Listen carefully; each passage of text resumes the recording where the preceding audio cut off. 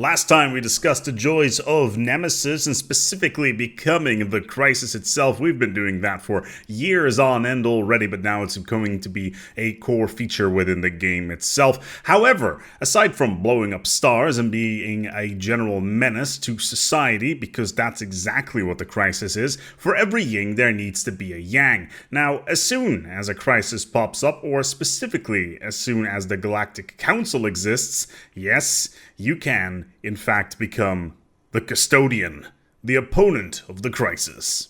Now, in any scenario where you find yourself busy with a crisis situation and you're with multiple empires or nations, of course, the thing that you're not going to do is come up with a coherent plan to counter this crisis and trying to think of something solid to do together. No, of course not. That's not what you're going to do. You're going to basically give all your power to a single individual and give up all your sovereignty by giving effectively a one person the power of dictatorship. Yes, that's effectively what the Custodian is, because as soon as the Galactic Community is up and running, and specifically the Galactic Council is up and running, and of course if you're one of the top 3 nations within the galaxy, you will have the ability to become the Custodian. Now, of course, there is a big problem with this, because you're going to need to have a bunch of influence to get this rolling. 300, in fact, which is a reasonable amount.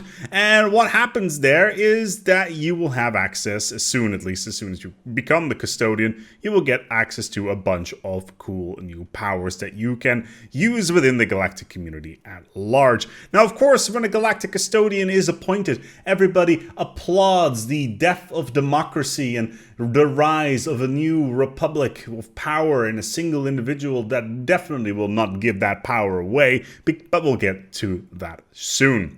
Anyway, the Custodian is rather curious because they have a bunch of cool powers. For instance, they can end a current session after half of its voting period has passed. So basically, it cancels the resolution that is happening within the Galactic Community and will need to be voted upon at some other point in time. On top of that, they have emergency measures, which you basically can send any proposal to the Senate floor. But there is a little bit of a lower cooldown there, so you can basically push whatever you want multiple times quite easily. But when you are, in fact, the Senate, there is no problems because you can push through whatever the hell you want.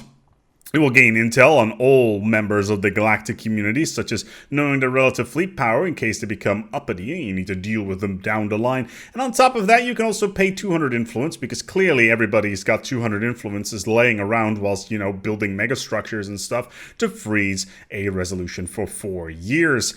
Is that worthwhile? I don't think so, but still, it's a nice little gimmick to have. Now, the Custodian themselves do have a bunch of cool resolutions. There's 3 whole categories here, and they range to a whole bunch of cool things, such as galactic mobilization, which increases naval capacity for everybody to 150%, which is rather cool.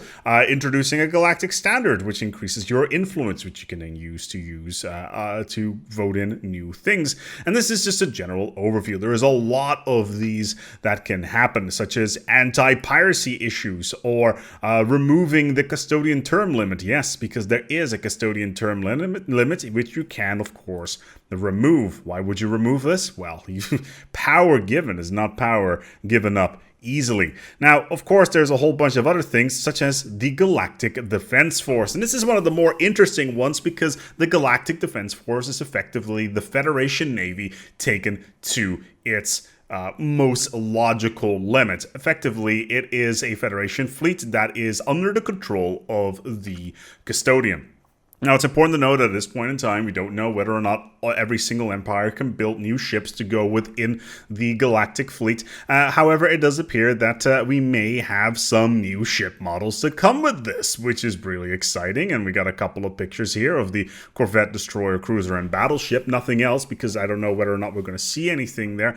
But still, having the ability to build these brand new ships is really, really cool. And I'm really looking forward to it. And I'm getting some very, very heavy Imperial vibes from this. There is nothing wrong with that, of course, but yeah, being the Custodian is really important because you want to retain all of that power. But in the end, if there's power, as I already mentioned, that is given, and you don't want to give it up, what are you going to do? Well, of course, you're going to proclaim the Empire of the Galaxy. Oh yes, because at some point you can go ahead and say, okay, I have the power within the Galactic Community. I'm going to proclaim myself as the Emperor of the Galactic Imperium, and the Galactic Community will now become a Senate. Yes, we have gone into full Star Wars prequel mode right here, because obviously there is a lot of parallels going on here, and the game is slowly but steadily turning into the best Star Wars RP campaign game that has ever lived, and I'm really looking forward to see what the modders have come up with this. Anyway, the Galactic Community will turn into a Galactic Imperium. All the members will leave any existing federations, and they will join the Galactic Imperium. And on top of that, the Custodian will turn into a Emperor, and they will get a brand new civics set for them. They will also turn into an Imperial government and become authoritarian, because everybody knows that authoritarianism is the core of any particular type of empire, because you can hail in the first Galactic Empire. Oh boy. Oh boy, we do applaud that. That is a gorgeous screen like there with a big old throne. Being the Emperor, it is all good. It is all good. One of the cornerstones of the Galactic Imperium.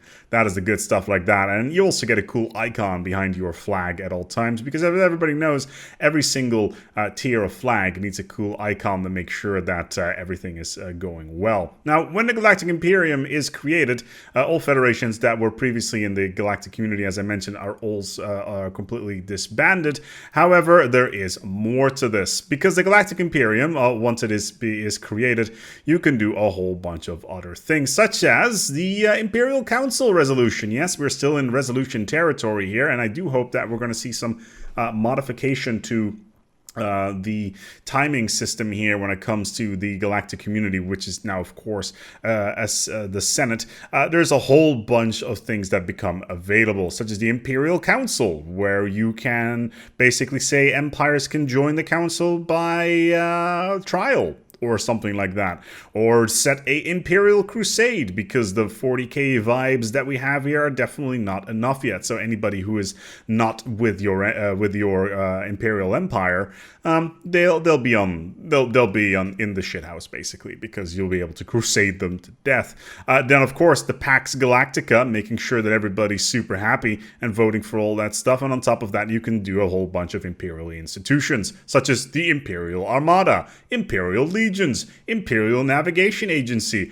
Oh boy, I'm really liking where this is going. And from a political point of view, Nemesis is really shaping up to be an excellent addition, pretty much on par with what I've expected from Utopia, really. I would not be surprised if Utopia and Nemesis, together with Distant Stars, are going to be the #1 expansions to get for any new players, because there's just so much good stuff here that people really would want within their game, because it's just so good. Hive minds, machine intelligence, megacorps, they can all become part of the Galactic Empire. That's good. One of your ethics is Galactic Sovereign, which will give you +6 monthly influence, which in addition to will to power means +11 monthly influence. That is utter insanity, and I'm guessing you're going to need all this influence to push all of these resolutions through, because that makes perfect sense. You get more envoys, you get more civic slots, you get 3 civic slots. 3 of them. That is ridiculous. That is awesome, probably because of the Galactic Sovereign requirement there. And on top of that, you know, the Galactic Defense Force, they turn into the Imperial Armada. And then, of course, there is the Imperial Authority. Now, the Imperial Authority, for those of you who have ever played Europa Universalis 4, if you are familiar with the system behind the Holy Roman Empire that sits in the center of Europe, this is very similar. As the higher the Imperial Authority is, the bigger the bonuses you get from it. And if you have a lowered Imperial Authority, there is the chance of getting seditionists. So you completely want to avoid that, because that can go into full-flamed rebellion. And then, of course, if the rebels win the war, then the Empire will be dissolved and turned back into the Galactic Community, which is completely boring. Of course, we don't want that, because empires are awesome in this particular case, and all the rebellion should be crushed. under the fist of the Empire, as it should be, and as it always will be. We will plant our flag over their dying, desiccated corpses as we strive together to a brighter future for the galaxy. But yeah, and also, apparently, if there's a status quo or white peace, the rebels will secede from the Empire and they will get their own little federation. But then, of course, they appear to be suspiciously within crusading range, which is, of course, something that everybody loves. Let's be honest here. With Nemesis, of course, all of this stuff is going on, and all of these mechanics that we talked about today, whether or not it's the Custodian or the Rebellion or the Galactic Empire, is all in addition to the stuff regarding the becoming the Crisis in the Menace system. It is currently not clear whether or not you can become the Crisis as well as the Empire at the same time, which would be really, really cool. However, we'll see whether or not that is the case once we get closer to launch. So yeah, the real question is, who is the Nemesis? Is it the Empire who has been given the authority to handle the power of an entire galactic community? Or is it the Empire that is too busy blowing up stars because they want to build an escape hatch to the galaxy, I guess? I don't know what's going on with that ether engine. But still, there is a lot of really cool stuff going on here. This is how democracy dies. In thunderous applause. Thank you so much for watching. I hope you enjoyed this week. I know that we've bundled 2 Death Diaries together. I've been very busy at work, sadly. However, we're going to keep you in the loop on all the cool stuff that's coming out for Stellaris in the very near future, and I should have a little bit more time available. And on top of that, I'm still working on a whole bunch of videos for you guys to enjoy as well. Thank you for watching, and if you've gone all the way through, make sure that you put unlimited power down in the comments below so that we all know that you watched the whole video, because, you know, that's what all the cool kids do. Unlimited power, I do like that. Thank you also to my patrons for making this possible. If it wasn't for you, I'd probably be sleeping under a bridge. Probably not, but we can pretend that that is actually the case. Still though, thank you so much for watching, and until next time, take good care of yourselves in the first Galactic Empire.